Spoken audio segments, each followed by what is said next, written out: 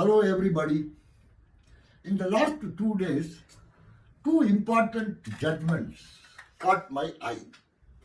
The first judgment is a judgment from Kerala. The fact of the case is some lover, a lady one at that, got jilted with her companion and decided to put an end to his life. For this purpose, she poisoned him. He died. Of course, some of her family members assisted her in carrying out this dastardly act. Everybody has been convicted. And the lady lover, who jilted her boyfriend and decided to murder him, was sentenced to death. This is very interesting, and I have really no comment on the judgment. But a fact is, on conviction, a lady who murdered her boyfriend by poisoning was sentenced to death. This is just one happening. And this happened in Kerala. Mind you, I'm not a Keralite. I would still say that Kerala is one of the best run, most progressive state in the Union of India. Its Human Development Index is very high. People are good. It's a nice place to live. And the other judgment that caught my eyes is from West Bengal. In all these cases which involves an indecent sexual assault, sexual connotations, etc., it has become the law of the land not to mention the names of the victims actually. Fine, I have no problem with that actually. What has happened in that case is a doctor was raped, that too in a hospital. Not just the rape. The doctor was brutally murdered. Not just the murder. After the murder had taken place, a lot of suspicious things had happened in and around the hospital to make believe or wonder whether other people other than the main accused had also been involved in that case. That is just, a lot of salaciousness unwittingly creeps in whenever there is an offense involving indecent sexual assault. Now after this Bharatiya, Nyaya, Sanhita, we have come quite a long way actually.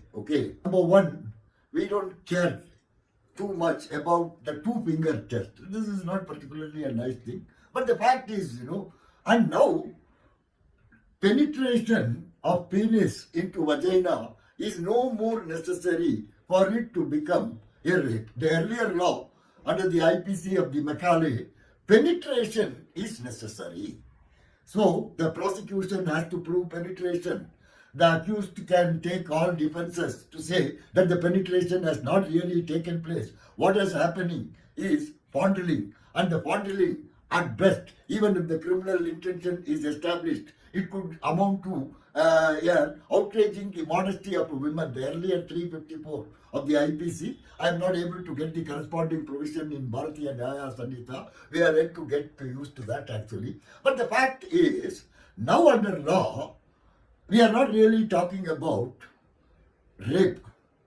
What we are talking about is assault, sexual assault, indecent sexual assault, then pedophilic sexual assault when the person concerned is below a particular age. This is very serious and I appreciate the gradations. And then sexual assault accompanied with awful acts of violence. Then the sexual assault where the victim or the survivor, whichever way you like to describe her, becomes a corpse, that is, she is murdered. In this case, the Calcutta District Court, in a case investigated by CBI, had given imprisonment till the last day of the natural life of the convict actually. In fact, the parents of the survivor had been justifiably aggrieved with the judgment. They have said that they would demand capital punishment for the perpetuator.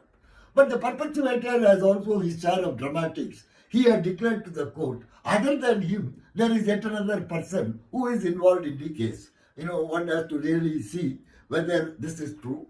And the CBI will have to do further investigation. If he is going to cooperate in the investigation, will he be entitled for any plea bargaining? All these are questions. So all what I am trying to tell you here is one judgment from Kerala, where the lady who poisoned her husband was sentenced to death.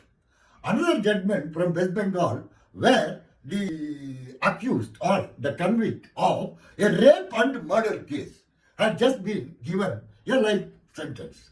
Now, whether this is adequate, in my opinion, I would have been happier had the sentence has been reversed.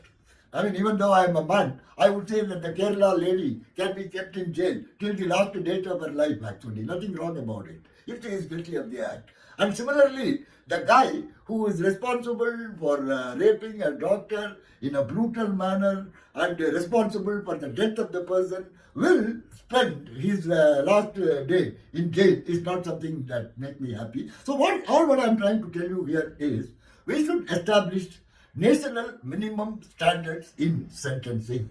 I repeat, we should establish national minimum standards in sentencing. And for this purpose, we must implement all our new criminal laws, which I think is not a bad idea at all.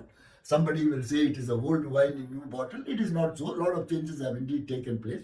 There is in fact an attitudinal directional change.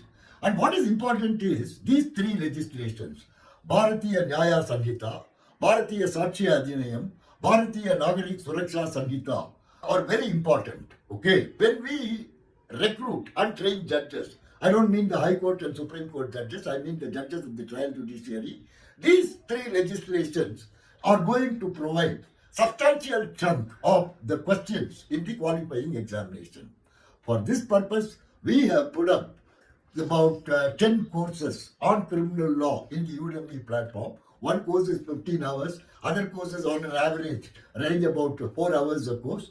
And I'm sure you will find it very useful if you are planning to take the National Judicial Services Recruitment Examinations and All India Bar Examination as well. Wish you happy learning. Look for discounted coupons in the links or in the bio or comment section. Thank you.